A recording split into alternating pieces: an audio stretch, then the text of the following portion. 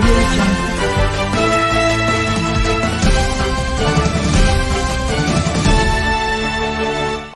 Welcome back, viewers. You're watching Jamono Media and Products. It's your news review time. We now begin with our headlines. Honorable Ousainou Darboe fears government may be losing confidence of international community. Many things are going in wrong directions, says Omar Jallow.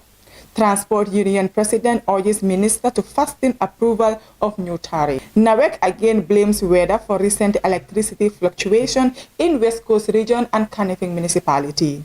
President Adama Barrow praised for using scheduled flight to Tunis. Those were the headlines. We now have the news in detail.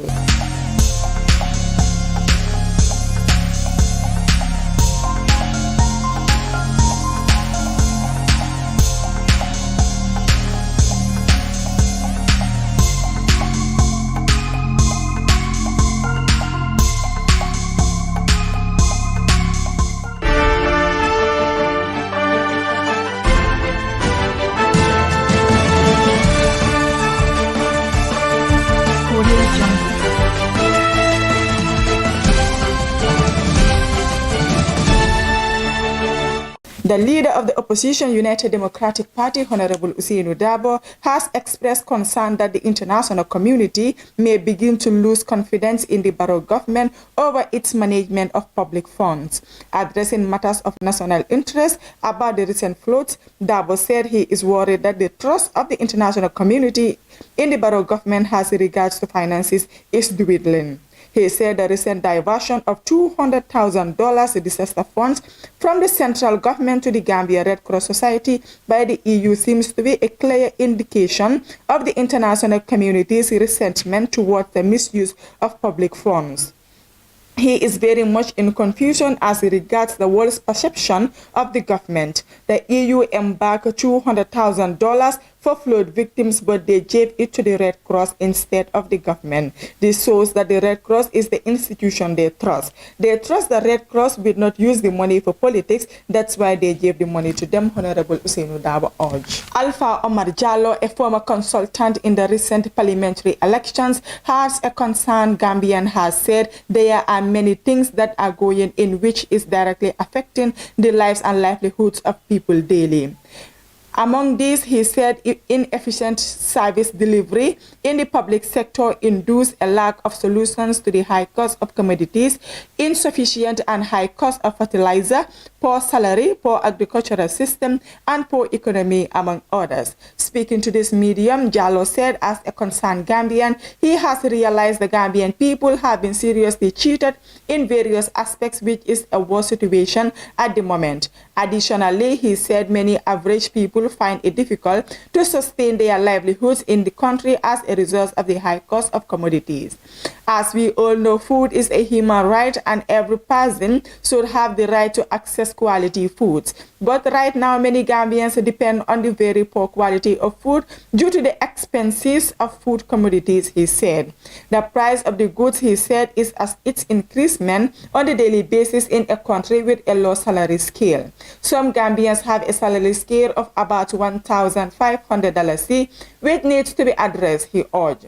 He further pointed out the need for the Gambia to produce most of the imported edible products, especially rice, and that the government should invest hugely in rice cultivation to ensure the country consumers its rice.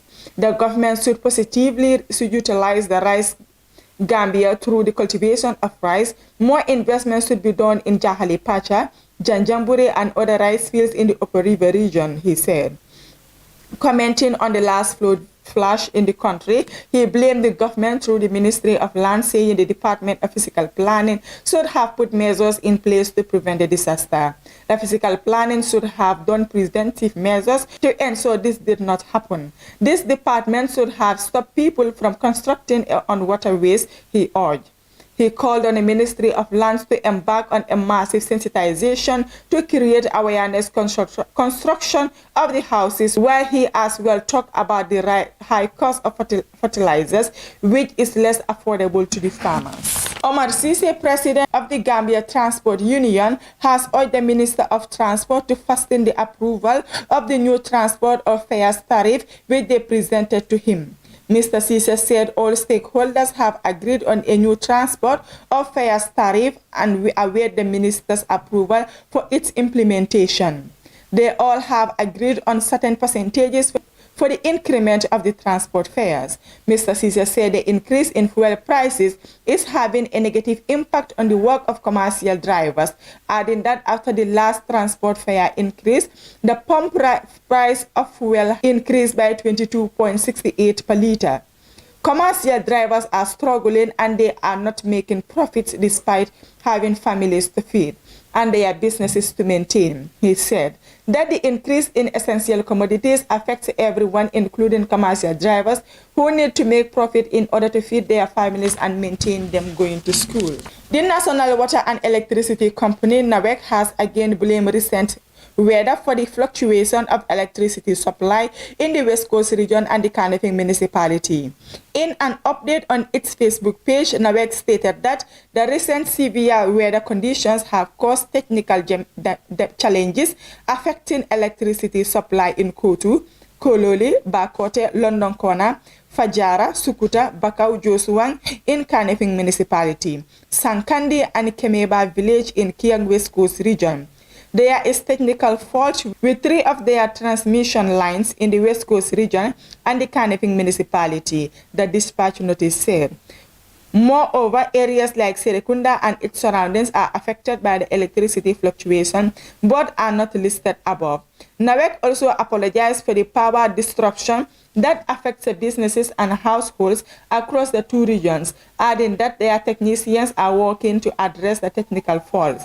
However, NAWEC did not indicate the time the electricity supply will be restored to normalcy for businesses to function properly. President Adama Barrow's use of a scheduled flight to Tunisia to attend the Tokyo International Conference of African Development TIGAD 8 has won admiration from many quarters who said he is now serious about cutting costs for the country.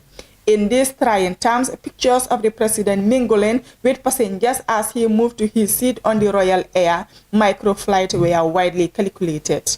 The National Assembly member for Serekunda West, Honorable Madi Cisse, commended the president for coming to the realization that things cannot be as usual in these difficult economic periods. He thinks it is a good move. Traveling by scheduled flights instead of chartered flights will save the country a lot of money, but he should not only stop at using scheduled flights, but should reduce the size of his entourage and also limit his travels. They are faced with serious challenges and the economy is not growing. He should only travel when it is very necessary and in the best interest of the state. That is what will save our money and save us for unwise spendings, Honorable Cisse said. However, Mr. Cisse is one of the opinion that the president is too late in realizing that he needs to make his travels cheaper for the state coffers.